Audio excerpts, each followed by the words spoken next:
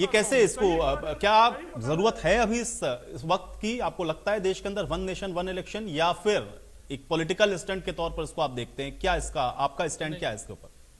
देखिए दो बातें। पहली बात तो दो तरह के लोग होते हैं। एक स्वाभाविक सी लालसा बहुत सारे लोगों में होती है कि वो कुछ ऐसा काम कर जाएं जिससे उनका नाम इतिहास में अमर हो जाए, है ना।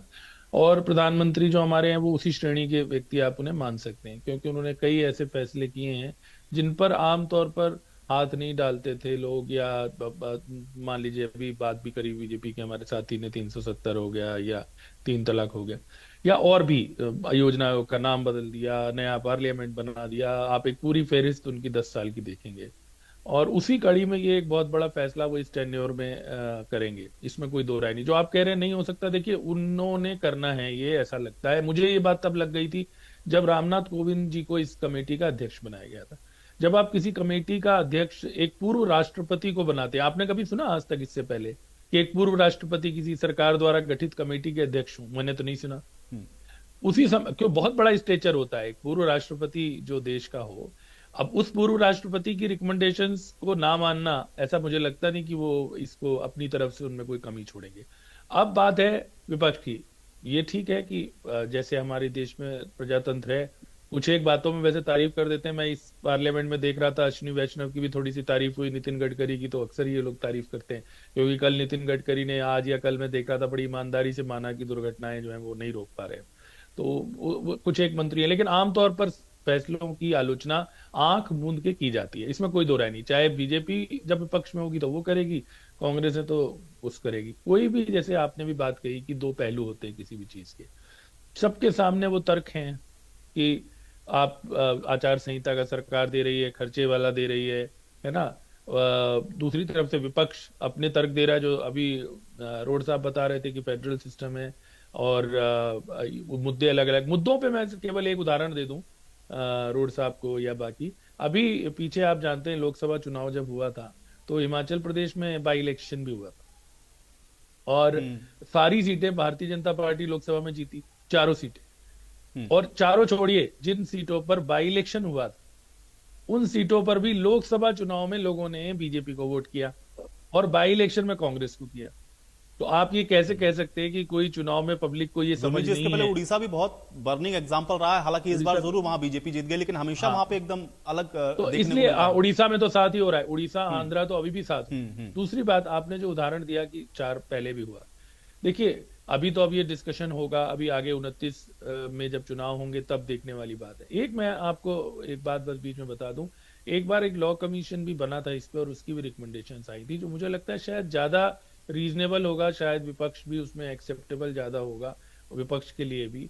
और हो सकता है कि सरकार भी या प्रधानमंत्री भी इस पे विचार करें। वो विचार ये था कि चुनाव क्यों ना 2 चरणों में हो जाए, मतलब 2.5-2.5 साल। उससे उसका फायदा ये है कि ये जो अप्रीहेंशन है कि किसी विधानसभा का आप कर्टेल कर दोगे, किसी विधानसभा का आप बढ़ा दोगे। अभी मेन अप्रीहेंशन क्या है कि सरकार के पास, पहली बात तो जो रोड साहब कह रहे थे चुनाव आयोग वाली, इलेक्शन तो चुनाव आयोग ही करवाएगा, और चुनाव आयोग भी संविधान के अंतर्गत ही काम करता है। तो अगर संविधान में कोई संशोधन सरकार लाती है और वो हाउस में पास होता है तो नेचुरल इलेक्शन कमीशन उस दृष्टि से करा देगा। तो वो वाली बात उसमें नहीं है। चुनाव, अच्छा अभी भी ये लोग तो कहते हैं चुनाव आयोग, विपक्ष तो यही कहता है कि सरकार की कठपुतली है। अब आज चुनाव आयोग से अचानक इतनी अपेक्षा करने का कोई आप कारण नहीं बनता, तो वो तर्क नहीं है। मेन तर्क क्या है इसमें, जो विरोधी में तर्क है, 2-3 तर्क है। एक तर्क तो वैसे अरविंद केजरीवाल का मैं बताऊं, मैंने एक बार सुना, बड़ा अच्छा तर्क था उनका, हालांकि उन्होंने वो पास में बात कही, लेकिन आप उसको भी कंसीडर कर सकते हैं, वो चर्चा में नहीं आ रहा, आमतौर पर नहीं आता। वो कहते हैं कि बार बार चुनाव होने चाहिए, अरविंद केजरीवाल कहते हैं, क्योंकि जब बार बार चुनाव होते हैं तो लोगों को काम मिलता है, रोजगार मिलता है। नेता जो है बार बार लोगों के पास जाते हैं, चुनाव का ही एक वक्त होता है जब नेता लोगों की बातें सुनते हैं और उनकी डिमांड पूरी कर देते हैं। और भी आपको मालूम है जिस तरह के संसाधनों का खर्चा होता है तो बहुत काम मिलता है लोगों को। तो एक तर्क, एक पक्ष वो भी है। हालांकि वो पक्ष अपने आप में कोई बहुत गंभीरता उसको नहीं दी जा सकती, क्योंकि अगर हम, ये आदर्श स्थिति नहीं मानी जा सकती ना कि नेता केवल चुनाव में सुने पब्लिक की और बाकी दिनों में ना सुने। मेन बात जो है नहीं वो तो उसका यही है काउंटर तो ये भी हो सकता है भाई, जनता तो भी फैसला तो 5 साल के बाद करेगी ना, वैसे भी करेगी। काम और नहीं वैसे करेंगे भी, तो 5 साल के बाद आपको हटा वैसे भी भी देगी।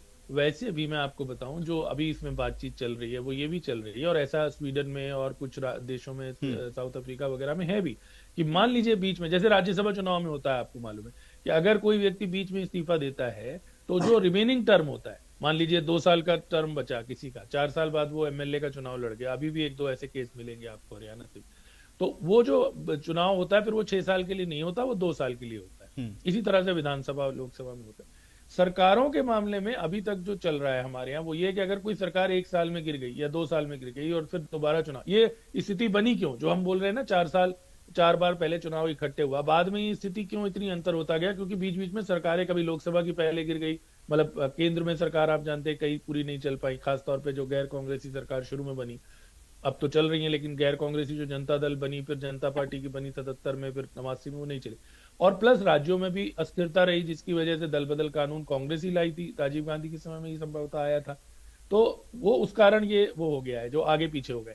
उसमें जो सुझाव दिया जा रहा है वो ये दिया जा रहा है कि अगर रिमेनिंग टर्म के लिए, मान लीजिए अगर कभी कोई सरकार गिरती है और जो फिर नई सरकार बनती है वो फिर तो रिमेनिंग टर्म के लिए ही वो चुनी जाएगी, तो धीरे धीरे वो स्थिति आ जाएगी कि जब जो 7-7 चुनाव हो सकता है, 7-7 में भी मैं आपको बता दूं, एक दिन में नहीं चुनाव हो रहा है, जो अभी वो मतलब एक चरणों में, जैसे अभी तो हमारे यहाँ आप जानते हैं चरणों में चुनाव हो रहा है, तो लगभग एक साथ हो जाए। जहां तक मॉडल कोड ऑफ कंडक्ट की बात है, देखिए मैं अगेन कह रहा हूं दोनों उसमें पक्ष हैं।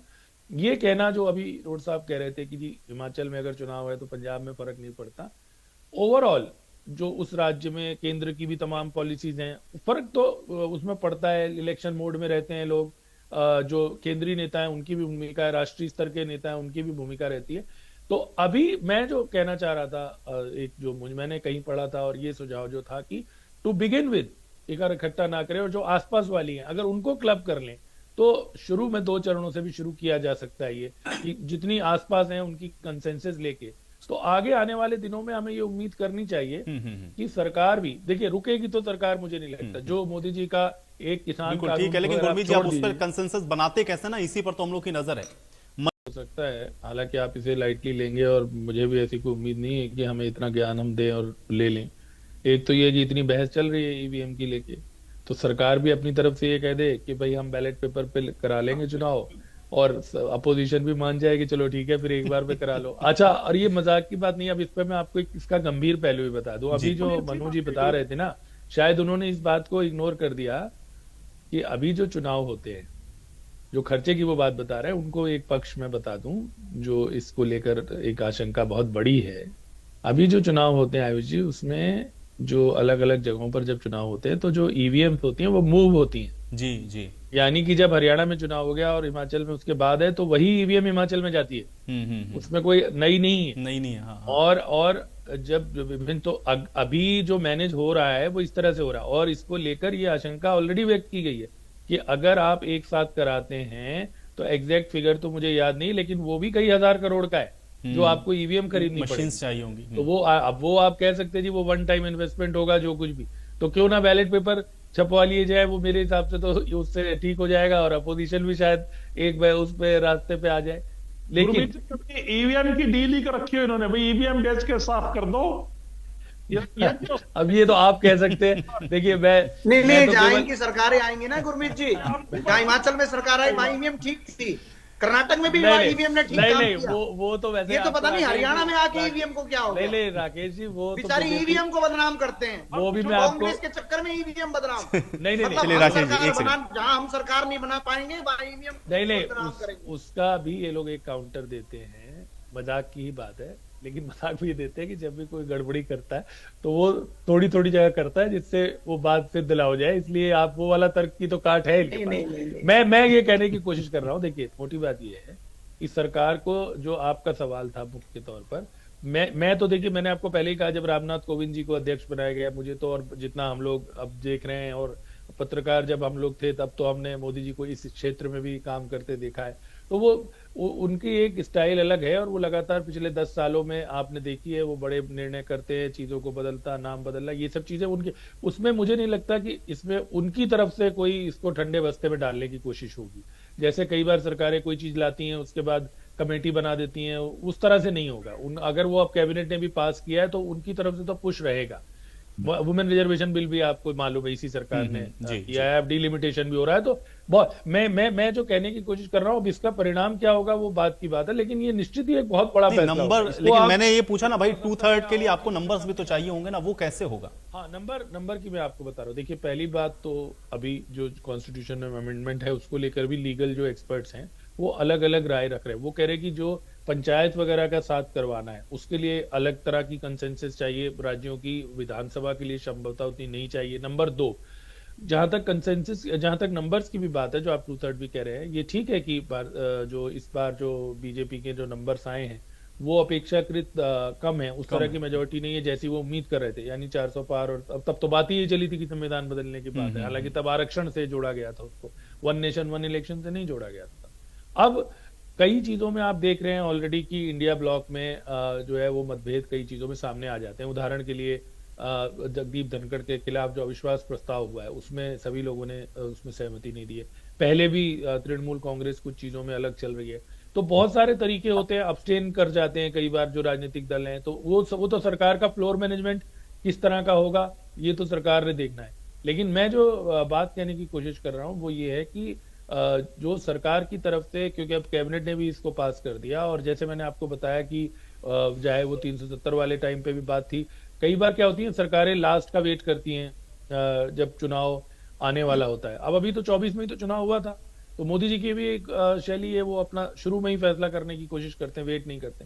तो अभी तो कुछ महीने ही हुए हैं उसको आए हुए, तो वो अब फ्लोर मैनेजमेंट किस तरह से करते हैं, अपोजिशन से किस तरह से बात करते हैं और किस तरह से उसमें कंसेंसस आती है। क्योंकि लेकिन गुरमीत जी, एक प्रश्न जो रोड साहब ने उठाया भाई, इसका समाधान तो होना चाहिए ना भाई। अगर सेंटर में किसी की गवर्नमेंट है और वो ग्रांट को सैंक्शंस ना करे या फिर पैसा राज्य का उसको सही समय से ना मिले या स्कीम्स के पैसे ना मिले, तो ये तो फिर आप कंट्रोल कर सकते हैं ना। ये आपत्ति है विपक्ष को? मैं इस बात में थोड़ी सी उनसे इत्तेफाक नहीं रखूंगा। देखो, इतना बड़ा देश है, उसमें ये मानना, अब देखिए विरोधी दल की सरकारें तो आज भी, हिमाचल सरकार कहती है हमें ग्रांट नहीं रिलीज करी, तो वो ये वाला मुद्दा मुझे नहीं लगता कि एक संघीय ढांचा है। अभी भी देखिए जो अधिकारी लेवल पे भी एक चीजें होती हैं, बहुत सारी गवर्नमेंट ऑफ इंडिया की स्कीम्स हैं, उनसे पैसा आना ही होता है, कहीं ना कहीं थोड़ा बहुत आप कह सकते हैं। लेकिन मैं नहीं मानता कि अगर चुनाव लेट हो रहा है तो जो केंद्र सरकार है वो ग्रांट जो है वो लेट रिलीज नहीं करेगी या उसमें राज्यों का हित होगा। ये मुद्दा पॉलिटिकल ज्यादा है, ये मुद्दा विकास से या कोई योजनाओं से जुड़ा हुआ उतना मुझे नहीं लगता कि उसमें कोई फर्क पड़ेगा। मैंने आपको बताया ना, जैसे आप कह रहे हैं कि चुनाव जब शुरू में 7 हुए, वो बाद में अलग क्यों हुए, क्योंकि बीच बीच में वो होता गया, असेंबली डिसॉल्व हो गई, कभी लोकसभा का वो हुआ, लोकसभा तो खैर पहले नहीं हुआ, असेंबली डिसॉल्व होने की वजह से वो अंतर आ गया। मैंने ये भी आपको बताया कि वो बैलेट पेपर पे तो शायद नहीं आएंगे, हमारे भारतीय जनता पार्टी के जो साथी है वो नहीं मानेंगे, लेकिन उनके लिए लकी साबित हो रही होगी ईवीएम, चाहे गड़बड़ ना भी होती हो। लेकिन वो क्या, और वैसे भी आपकी जानकारी के लिए ईवीएम भी कांग्रेस सरकार ही लाई, कोई मोदी जी नहीं लाए, 2014 से पहले भी आ गई थी। हाँ, लेकिन बैलेट से आने के बाद फिर यूएस की तरह काफी इंतजार करना पड़ेगा भाई, रिजल्ट कब आएगा। तो कोई बात नहीं, अब चुनाव इकट्ठा हो जाएगा तो इंतजार अगर होगा। अभी देखिए बैलेट पेपर में, मैं आयुष पहले भी ये बात बार बार कहता रहा हूं, जिसके वजह से मैं बैलेट पेपर का जो सबसे बड़ा मुझे चीज लगती है, या तो तकनीक ला के ईवीएम में भी ये चीज कर ले। अभी जो एक बहुत बड़ा नुकसान है जो मेरी दृष्टि से, गड़बड़ी तो अलग बात है, कि आपको पता लग जाता है कि किस बूथ से कितने वोट आए, हाँ। जो कि बिल्कुल राजनीति के लिए ठीक नहीं है देश की। अगर एक आदमी को ये पता है कि इस मोहल्ले से मुझे काम ही नहीं आया, तो वो वहां ग्रांट नहीं देगा। उल्टा रोड साहब जो कह रहे हैं वो उन स्थितियों में होता है कि इस सीट से, ये एक एक गांव का पता होता है, जो कि बैलेट पेपर में मिक्सिंग होती थी वहां नहीं होता था। और आई एम 100% श्योर कि बैलेट पेपर की छपाई शायद कम ही पड़ेगी इससे। चलिए राकेश जी से मैं इसका जवाब